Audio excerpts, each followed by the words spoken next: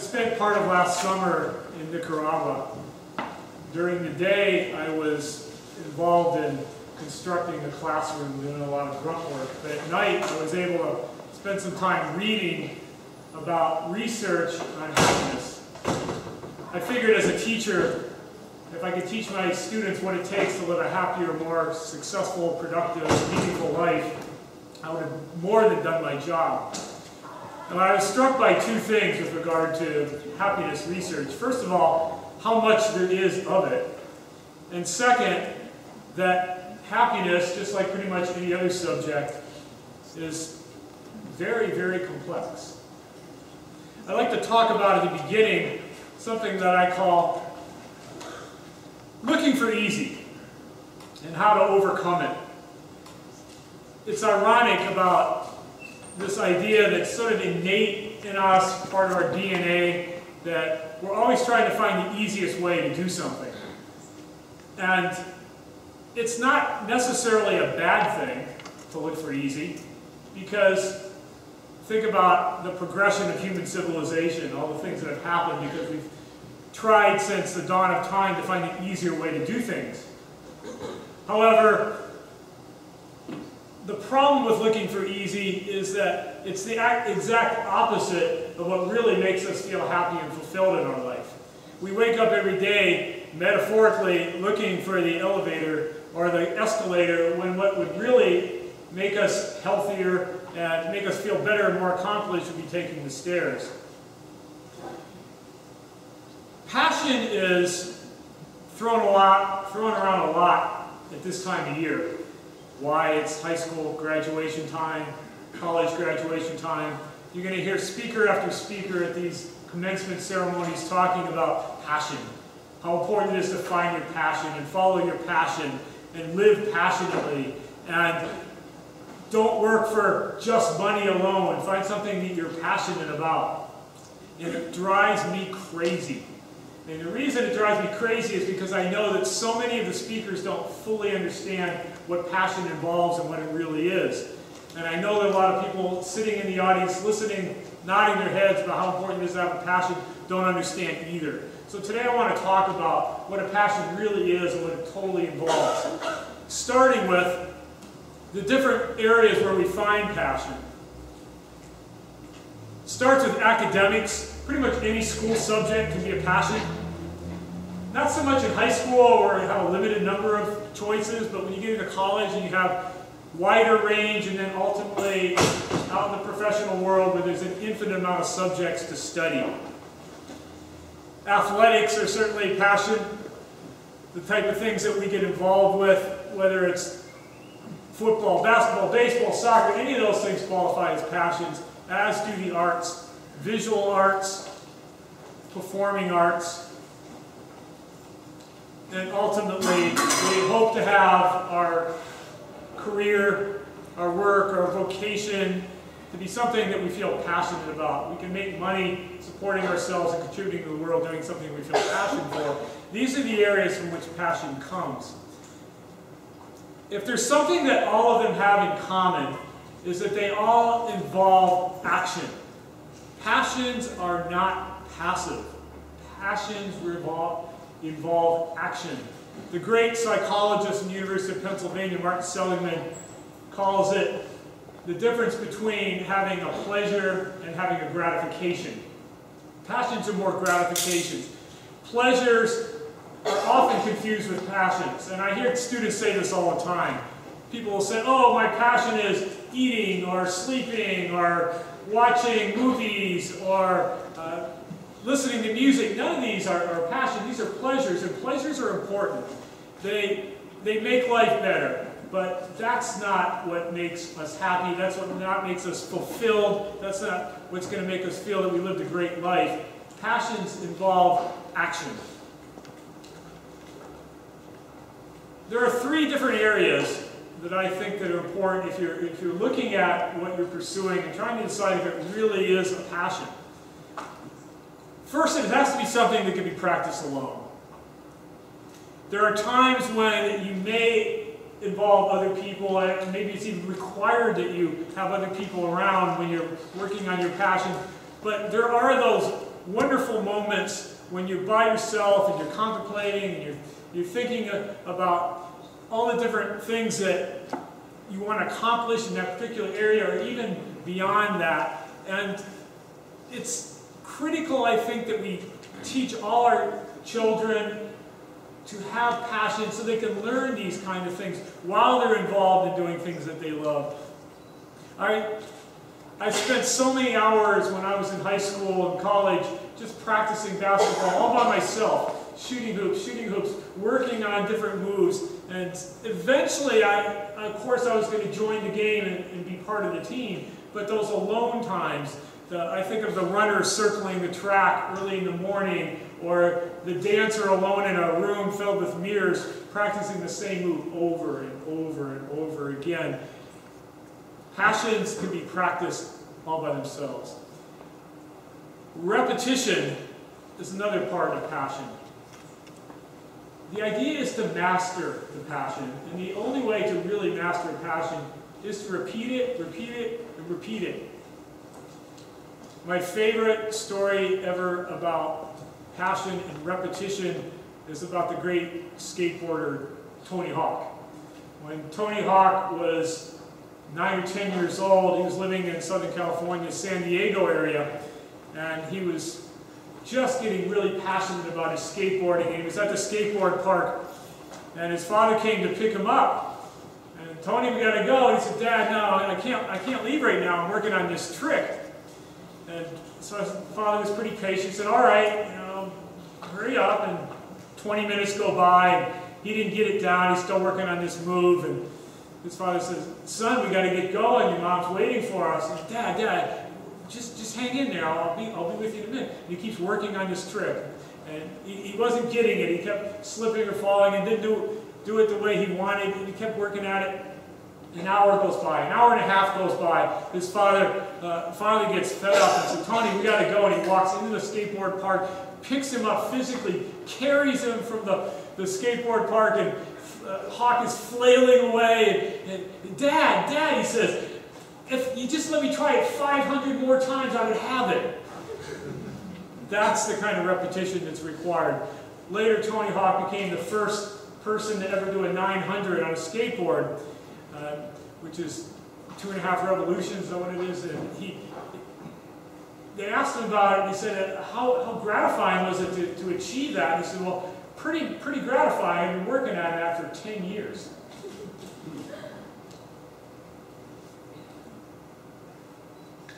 And then the third aspect of a passion, if you're checking yourself to see if what you're doing really is a passion, it takes time. It takes time to master. And this is completely contrary of something that we indirectly teach our students in school, and that is cramming works. Think about how often in school, whether that is a long time ago for you, whether it's happening right now, you wait until the end of the semester, the quarter, or the grading period, and somehow you were able to cram. You pulled an all-nighter. You just cheated if you had to, whatever it took, you got the grade. And the problem is it works sometimes. You can pull it off. You can wait and you can cram and you can get the C or even sometimes the A by cramming. But the real important things in life aren't things that you can cram.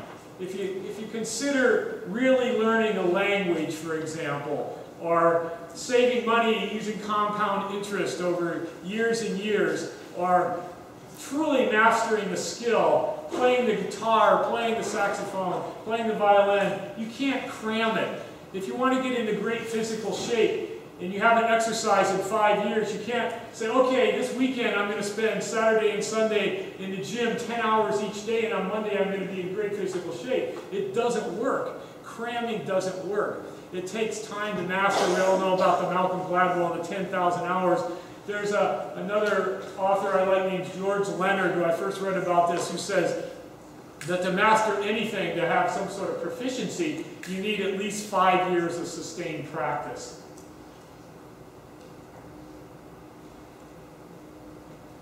Why is it so important to have a passion? Just because life is cool when you have a passion, because you're admired? No, it's critical to learn it at a young age. And I look at my students when I'm teaching, and I almost immediately can tell who has passion, who has that understanding of what it takes to really master something. And sometimes what they're passionate about isn't something that's going to maybe make money for them in the future. In fact, most of the time it isn't. And maybe it's not even something that's going to help people contribute to society. Most of the time it isn't. But when kids are small, I think that life should be kind of like a buffet. You're trying all kinds of different things. And who knows what's going to eventually be the thing that you enjoy the most or feel the most passion for. But eventually we need to specialize and find that one thing. And the reason it's so critical that students learn this when they're young is because ultimately they're going to transfer that passion, which may, as a child, be something that's actually kind of selfish. It's not doing anything for anybody but them. But when they learn what it takes, they can transfer that later on to something maybe more meaningful or maybe something more financially productive. The top left corner is one of my sort of role models, the basketball coach at Old Dominion University. His name is Shaka Smart. He used to be a point guard at Kenyon College. He never made it into the NBA, but I'm sure all the things that he learned playing basketball, he ended up using to become a better coach. In the lower left corner is an Army Ranger who learned on the job what it took and now became a professional firefighter. And the point guard at Punahou High School in Hawaii eventually became president. And I can guarantee that some of the things he learned on the basketball court, he transferred over to his job now. And the young Shirley Temple, as an actress, became one of our great diplomats, probably using some of the same disciplines she learned as an actress. I hate making lists of passions and potential passions because I think it's somewhat limited. There are some things to think about with regard to passion, though, and that it should be something that's legal. It should be something that doesn't hurt someone else. And as long as it meets those two requirements, I think it's important. But perhaps the most important thing, if you look at this list, it all involves active involvement. Passions are not passive, passions are active. Eating food is not a passion, that's a pleasure. Cooking the food is the passion. Reading the book is not a passion, that's a pleasure. Writing the book, that's the passion. Watching sports on television is not a passion, that's a pleasure. Playing the sport is. As much as I love watching the NBA, I know I'm just involved in something that's pleasurable. It's actually working at the sport. It's not listening to the music, it's composing the music, it's writing the music, it's not looking at the painting in the museum, it's actually doing the painting. Now perhaps my most important point. What do we really think of when somebody says you should find your passion? And I think these pictures describe what typically people who are talking at commencement, they're saying we need to find our passion because we think of passion in this way. It's victory, it's joyful, it's success, it's contentment, it's like accolades, and oh my goodness, it's so wonderful. We all need a passion. The truth is, this is really what passion is. The great Passion play was not about Jesus having a good time. Passion is literally translated as suffering. It was about the suffering of Christ. So if you really want to understand what passion involves, it's actually a yin-yang sort of thing. Yeah, it has those great moments, and that's why we love it, and that's why we pursue them, but in reality, passion is more about this sort of thing. That's passion. That's passion. Great Michelle Kwan. This is passion.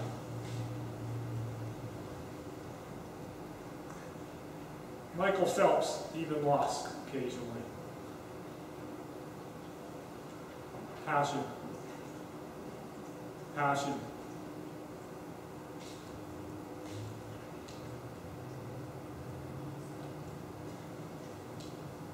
Have you ever felt like that?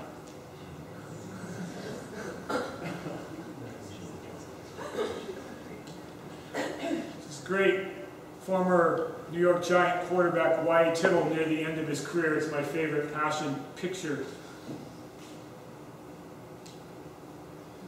And here's why this is so critical. Because so often, kids and even adults looking for a passion, they try things.